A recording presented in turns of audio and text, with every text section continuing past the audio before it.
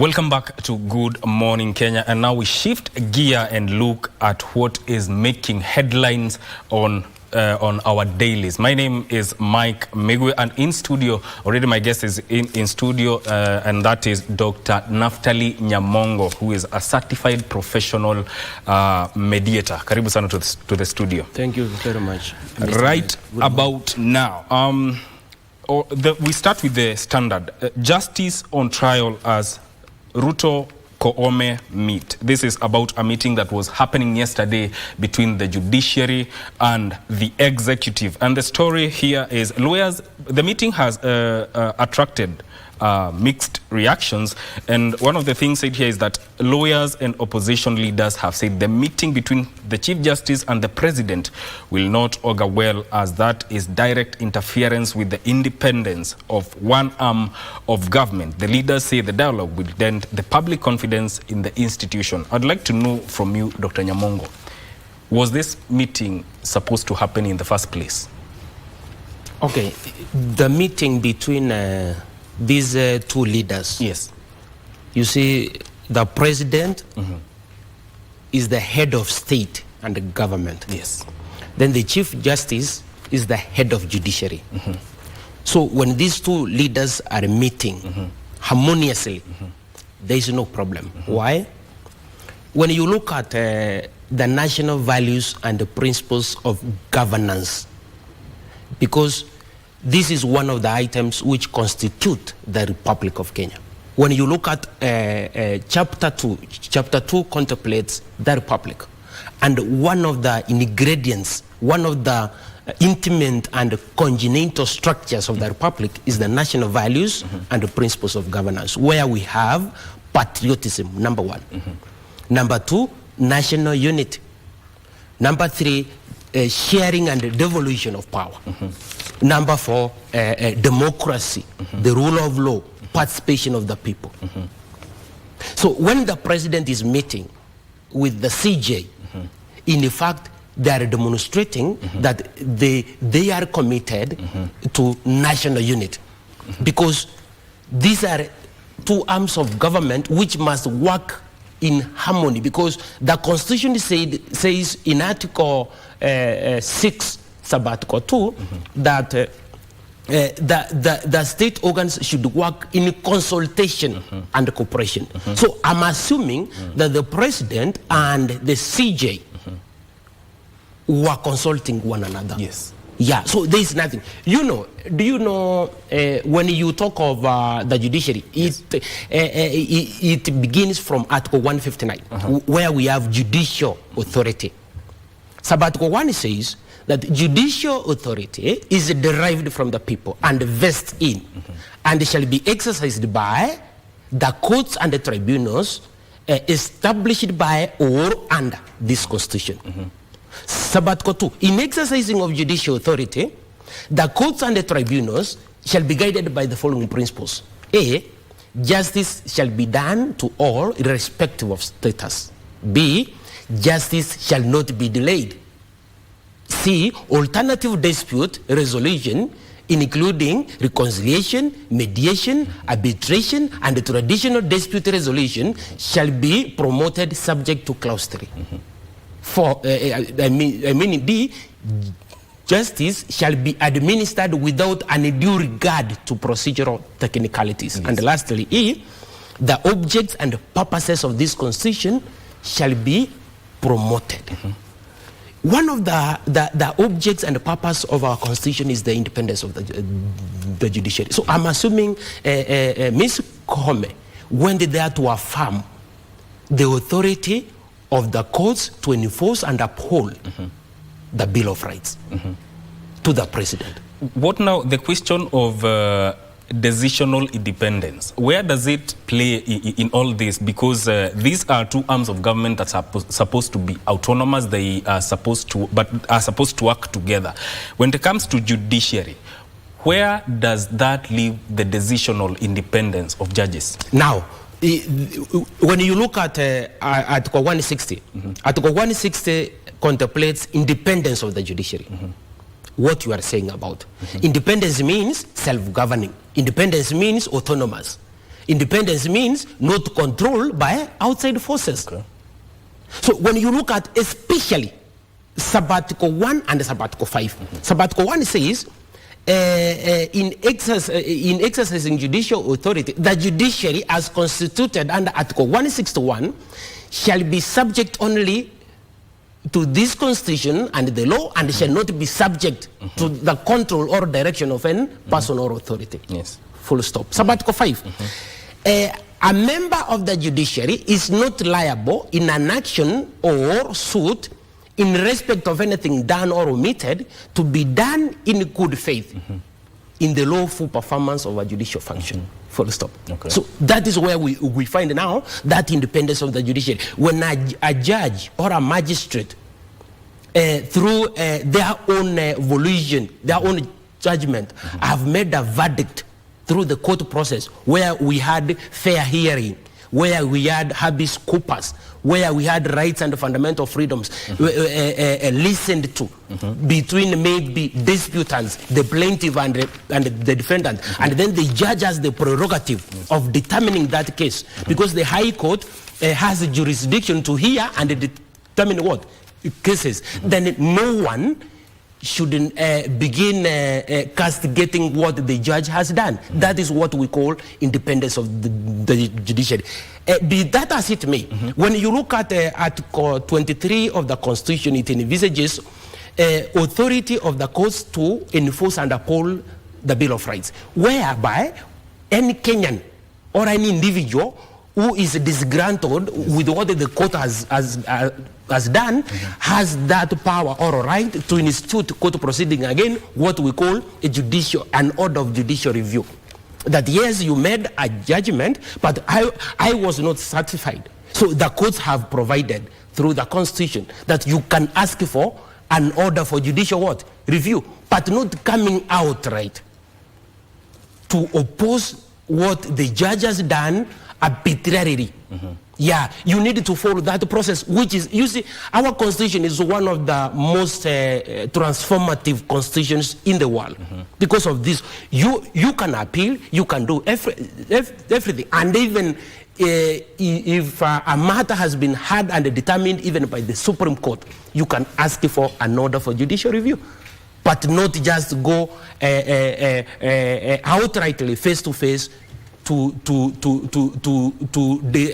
demean a judge. Yes. That is now demeaning what the people of Kenya have anchored as far as independence of the judiciary is concerned. As it may. Now, before even the meeting happened, there were the fights between the executive and the judiciary on matters about corruption in the courts.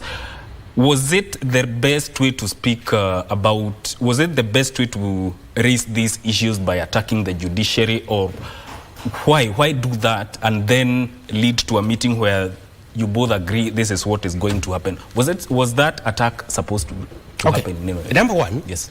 You know, when the president or the deputy president was speaking, from one perspective, they were exercising their freedom of expression from one perspective. So you cannot deny a Kenyan, whether they are state or public officers or ordinary citizens, from expressing. But this freedom of expression is limited. Article 24 states limitations of rights and the fundamental freedoms. Yes. That you cannot express annually. There must be a procedure. There should be a protocol. So if your expression will lead to hate speech, or maybe incite violence, then that one now, you will be told, my friend, this is not the right way. So the president and the deputy president or another executive officer who has been speaking in the public against the judiciary, they were exercising, in my own thinking, they were exercising their freedom of expression. But because they are state officers, because they are public officers, because they have affirmed an oath and affirmation of office, yes, they should demonstrate what we call public trust. Yes. Because this is a fellow arm of the government. Yeah. So that public trust should come from them. Number two, competence, integrity. The way they were speaking, you saw them. Kenyans heard them. They were not speaking genuinely. If it is about openness and genuineness, it is now they have begun doing it. By now, calling upon members of the judiciary to come and sit and share with them. But even then, wasn't that putting the judiciary in the court of public opinion, already changing the perspectives of the masses when it comes to judiciary? Of course. You see, when you listen, when the president speaks, it's not a light matter. When the president speaks, then it's like the nation has spoken. So that is why we were saying, please, Your Excellency, Dr. William, don't speak like that. When you are speaking like that, then people may misjudge what? The judiciary, where you are the head. Yes. Because you are the head of state and government. Yes. So the president, and I thank God that at long last, he heeded to our submissions and our plea, and now he's employing what we call dialogue, discussions, negotiations, mediation, to just harmonize their views. There is nothing wrong when the president is meeting with the CJ. There is nothing wrong. This is the way we have pronounced it in our constitution, that we need that sharing and the devolution of power, participation of the people, because these are our representatives. Sovereign power belongs to the people, but we have delegated this sovereign power to these state organs. One is the executive, 2 is the legislature, and then 3 is the judiciary. Yes. So when they are speaking, when they are acting on behalf of the people of Kenya. A cross-section of politicians have felt that this meeting should not have happened in the first place, but even if it happened, it should have happened on neutral grounds, because they fear the judiciary could be compromised. Your views on that? I don't, which neutral grounds? Yeah, I'm the seat of the executive is the State House. The seat of the judiciary is at the... let me ask Mr. Mike. Yes. You wanted, or you were longing for the president to come to the Supreme Court, honestly? They feel it should have happened on neutral grounds. Which neutral grounds? You see, it's better they propose. They wanted it to happen at Bomas or at KICC. Okay. You know, these are the 2 leaders who have called one another and have decided to come over. Yes. Yeah, we have a cup of tea, and then we find our way forward. So to me, the place where they should sit is not important. What they could discuss is even more important. What were they discussing? Some of the things that came out of that meeting is that the budgetary allocation to the judiciary, a move that they say will reduce corruption. There's also another thing they talked about is High Court getting 25 judges and 11 Court of Appeal judges. And also the executive promised judiciary leadership that it will conclude vehicle leasing program to facilitate transport needs. Your views, I'd love to hear from you, especially when it comes to the executive and parliamentary leadership pledging to increase budgetary allocation to the judiciary. Yeah, okay, it's good to pledge, but it's not about pledging. They are not begging or doing it in a manner that they are being forced. No, it is a mandate. You see, the executive is responsible for implementation of the government agenda. Yes. So if the judiciary has proposed some appropriations, then that entity which is responsible to appropriate these appropriations funds to the judiciary should act in accordance with the law. It's not about pledging. No, if there are resources there, and this one arm of government needs resources to operate, then whoever, the entity which is responsible should then come up and see how they should disperse this. These funds, but in accordance with the law, because we have the control of budget, we have the auditor general, every other money, every other fund which is dispersed from the government has to pass through the control of budget, and the parliament must approve. That's where now you find Parliamentary Appropriation Committee. Yes. But yeah. All right. This story is fleshed out on page 4 of the Standard newspaper. Independence questioned after Koome, Ruto meet on corruption.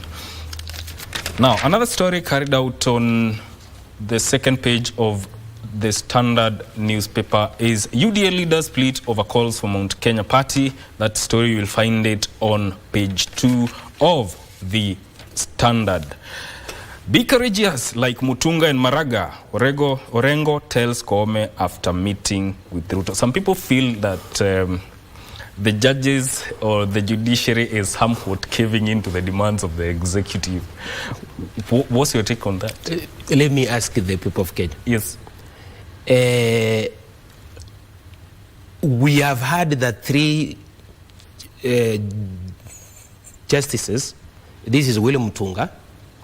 This is Justice Maraga, yes. And this is Justice Martha Koome. Yes. Face a petition of a presidential election. Yes.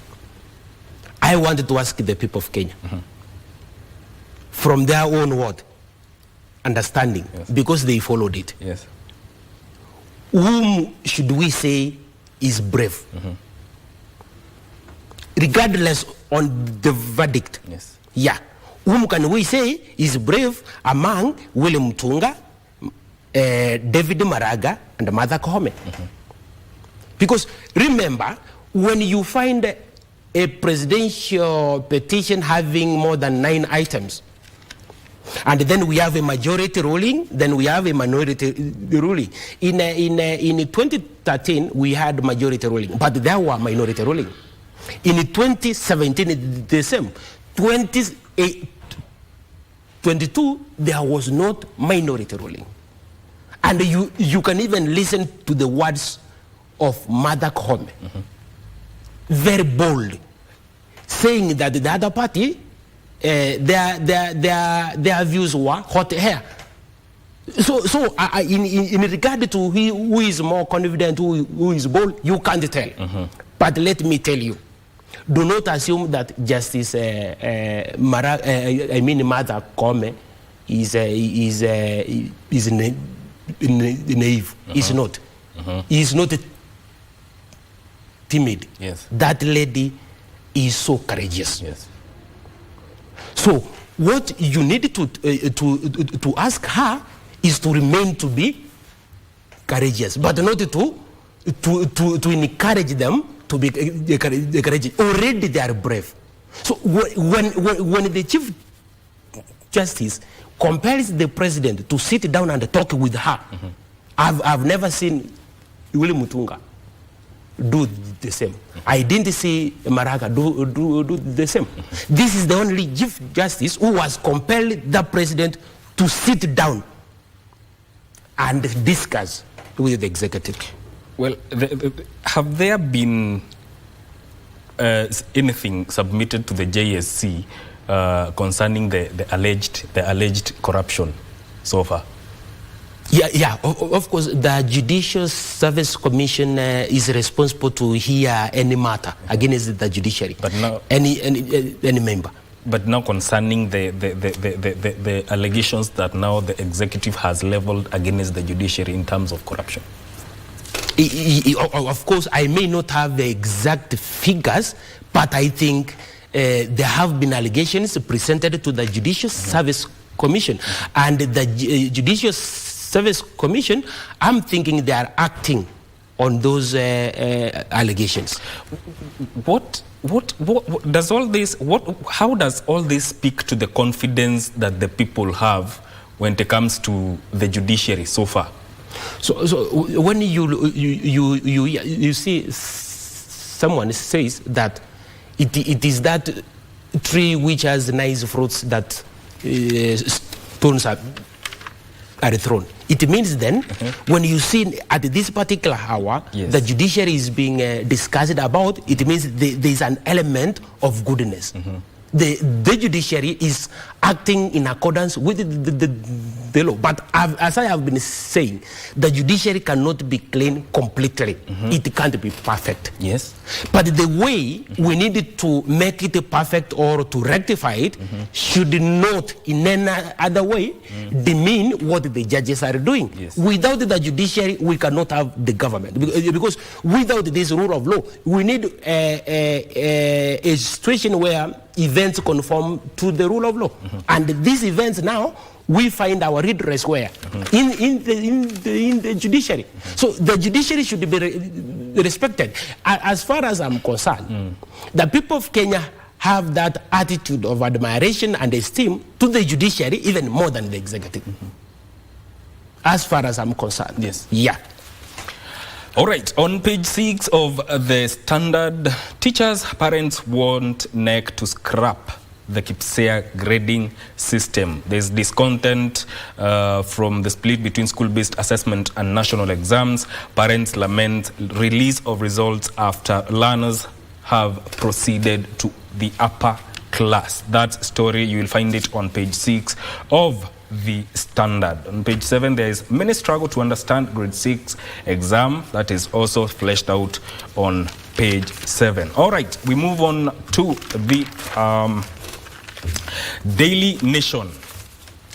And the story that is making headline on the Daily Nation is big job cut. Big job cuts loom for civil servants, following damning audits exposing the extent of ethnic discrimination in public sector employment that has seen a few tribes dominate government jobs.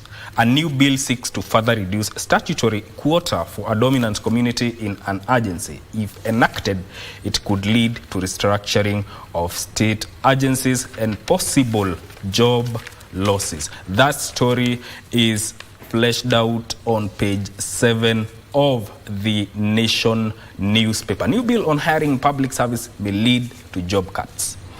Now, there is the question of ethnic dominance in the public service. And this, the National Cohesion and Integration Bill 2023 seeks to reduce this threshold of staff in a public entity or staff a public entity can employ. I'd love to hear your views on the issue of ethnic dominance, because there have been complaints that in some state corporations, parastatals, and government institutions, a certain tribe takes precedence when it comes to hiring. Yeah, okay. The regional balance aspect is very important, because you see, Kenya is a multi-ethnic community. So this thing began, if you remember, it began from the late His Excellency Mwai Kibaki. Yes. When Mwai Kibaki took power in 2003, he began demoting some Kenyans who didn't belong to his community. Yeah, most of them were the Kalenjins. So when Uhuru Kenyatta took over, he maintained that threshold. You know, I'm speaking with an honest and sincere feeling, because this is a matter that is in the public domain.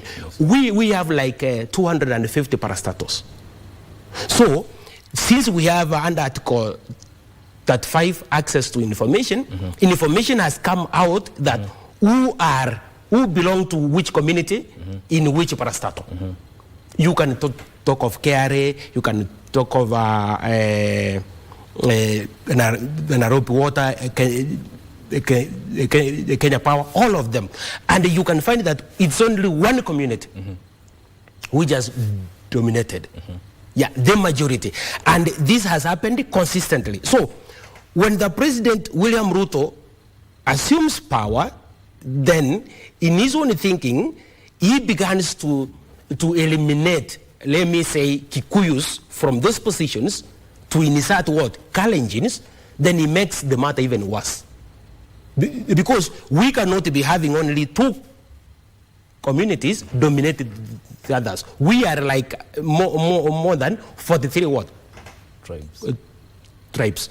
So I'm urging the president to consider the aspect of regional balance, so that even the Ogiek, the Turkanas, the Kisis, those minorities, minority and marginalized groups is one of our national values and the principles of governance. We need to shield these minorities from danger. So by doing it, we need to accommodate them into the public service. And one of the mistakes which I'm seeing, the Muslims have found too much way since the Jubilee government and even the Kenya Kwanza, in the name that they were previously what? Marginalized. Now they have found too much way. Even you can see from the CEO Ethics and Anti-Corruption Commission, initially we had Haji as the ODPP. They have made too much inroads. Yeah, so the president must balance this aspect, unless most Kenyans will think that they have been alienated. And once the people feels that this is not part of the government, they may begin now asking for self-determination, because sovereign power belongs to the people of Kenya. Yes. The aspect of meritocracy has to play a part in all this, because a person goes to look for a job not because of where they come from, but because of the papers they have.